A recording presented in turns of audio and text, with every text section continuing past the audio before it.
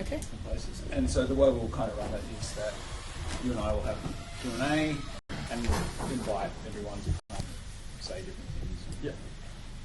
There's Twitter conversations and also one through, it's not YouTube, it's what it's called? Twitch. Yep. All right, we're ready to go. We're on mono. Everyone, hope you've had a nice break and a bit of lunch. We are very lucky to have Oliver Mole talking to us today about social media.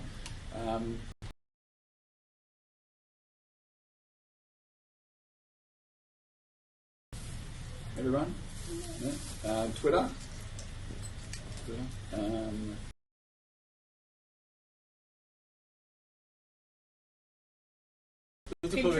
Those are the main three. I don't really use Pinterest so much.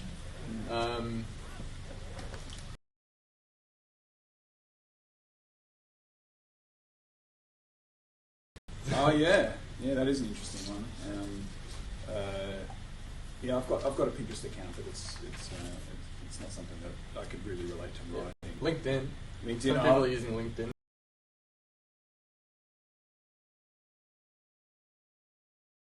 Brand new story. So what we're going to talk about, social media is often talked about as something separate to the self. Writer Oliver Mole will be in conversation about how you.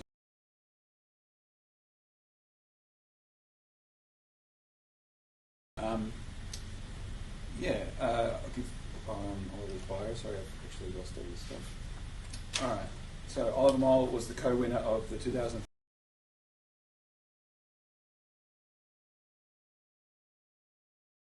Can you tell us about the prize actually a little bit? Yeah. So it was the inaugural prize was launched last year. It was through Scratch.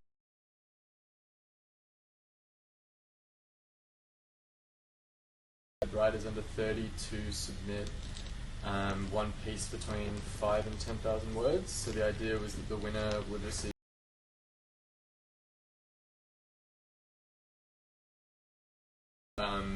not necessarily something that the scribe would publish, but something that they would put their name behind as this is publishable by us, or if that was part of, say, a larger narrative, which mine was, look to potentially develop that into a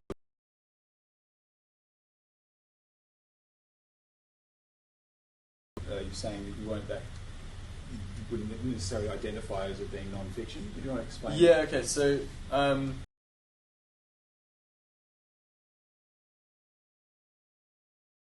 and non-fiction as nothing other than a bookseller term. For me, non-fiction is something booksellers use to group books in order to sell them, so it's a marketing term for me, because when you think about truth and what is true, and when you're just trying to create a narrative, we could all have a 5-minute conversation about the colour of this rug, for example, and each one of us would go home and write for us what was true about that conversation, but each person's story or narrative would be completely different.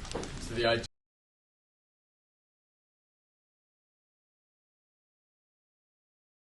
and I guess often when people are creating memoir, when people are creating stories about their lives, they might be writing everything that is true within that. In order to create narrative and narrative arc, you are omitting certain things in order to do that. So nothing can be 100% true because of the way memory works, if that makes sense. Interesting. We talk about that at the history teacher as well. We talk about that with sources and the way the history is written.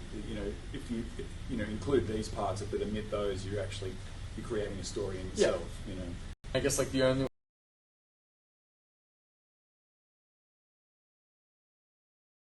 is at a university in Sydney, and I was saying that the only way I could understand potentially narrative to be 100% non-fiction would be if you had two people who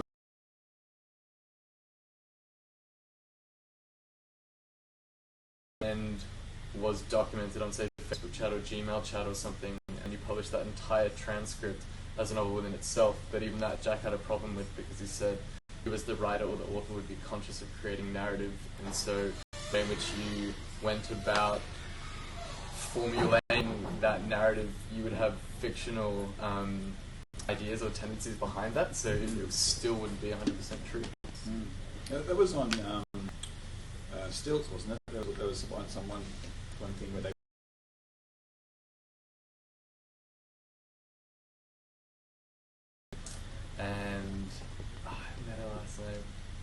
Lily May, yeah, and so they're two friends of mine who did a really interesting collaboration where they'd never met. Mike published a story on Stilts, which is a publishing collective and group out of Brisbane, and so they had.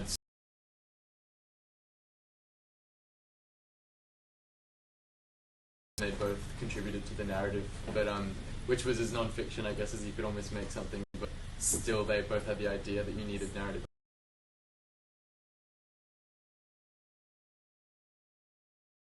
You know, they still would have left out maybe what they had for breakfast that day, so there wasn't a complete and comprehensive beginning, middle, and end. So.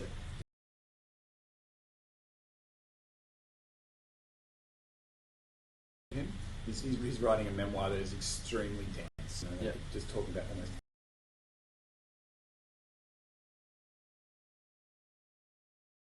We'll have some pictures we're going to show later on. Should we just pause and do that, or should we do it later? Do we have connections to a source? Yeah, that just goes straight into the side of the computer. Okay.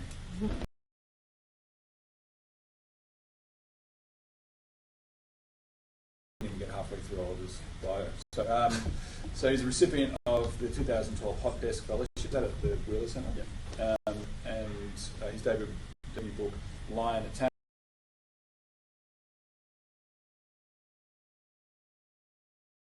Yeah. So in I think it was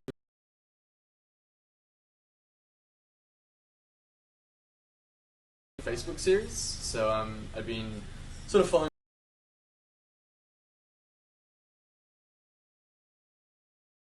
Published on the internet, or involves the internet.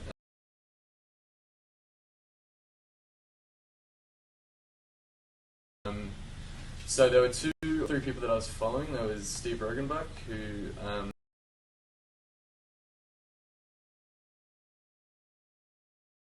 wildly positive and mad.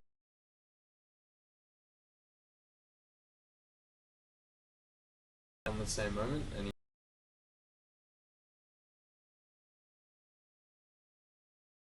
named Hyper Julian, who used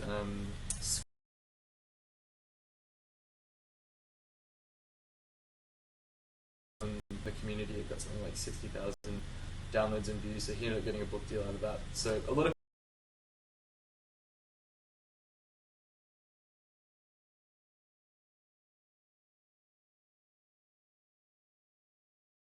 non-fiction. I grew up in Texas from 9 to 15, and each morning I'd wake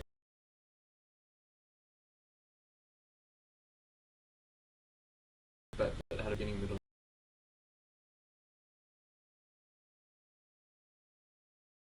30 days or 34 days.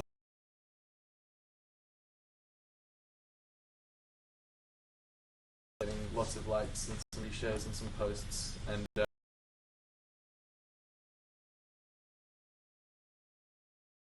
while at the same time I was writing my book, which is about being 25 and living in Melbourne, and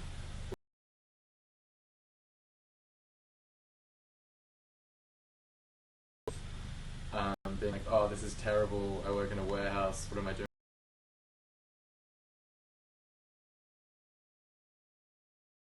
And white. So it's looking at white male privilege, the book looks at homophobia, misogyny, race.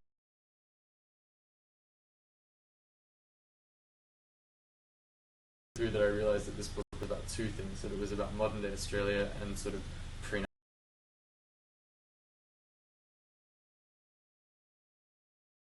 subscribe, and already gaining a bit of a following online from the Facebook series I'd done. I was able to integrate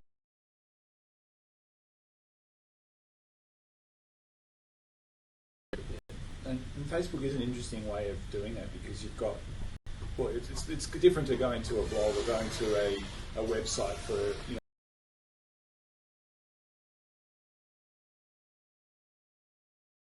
might not have bought a book in the last couple of years, Yeah. and you're writing.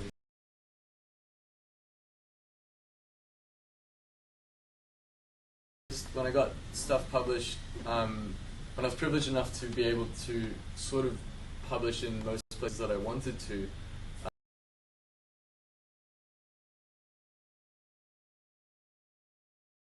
interested in writing, but to go from Facebook and then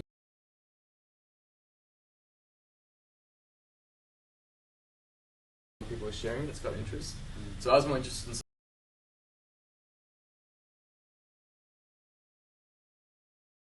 through laughter generally. I was interested in Facebook because it was a platform where everyone is reading all the time.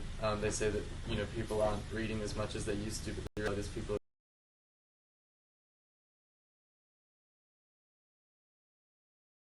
online shopping, whatever people are reading. So I wanted to post straight to Facebook.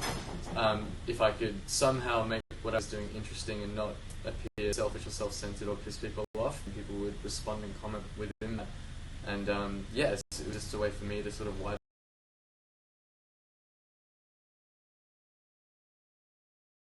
Maybe thought that they didn't like reading in the first place. Yeah, it'd be really interesting to see if you could get like metrics on who's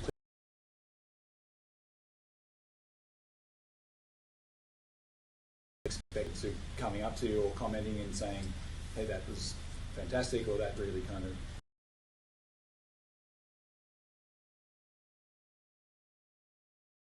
republished, I guess, on the Wollongong Writers Festival website. So that was I said I had to write for the end of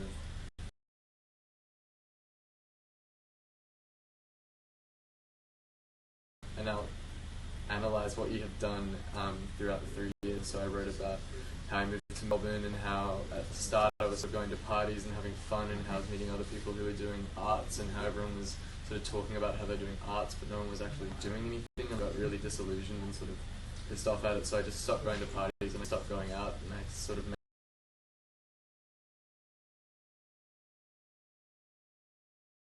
I viewed my time at RMIT as a time that I was getting Centrelink, and that would be the only time in my life where I effectively got paid to write through an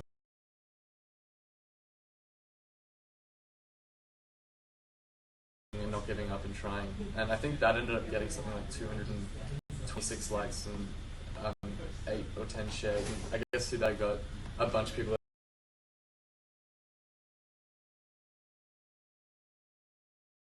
nice. Like, I don't know if I was publishing it because I wanted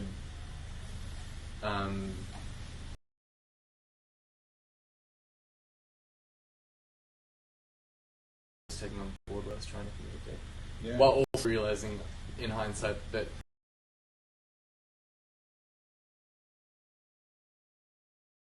forward to have those opportunities. Yeah, but you would have been